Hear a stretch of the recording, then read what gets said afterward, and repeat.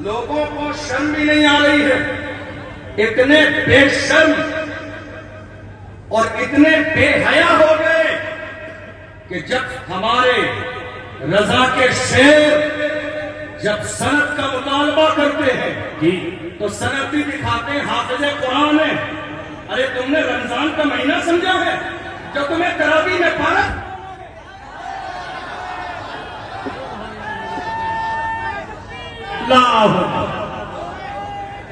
अरे क्या बात है, वाह वाह।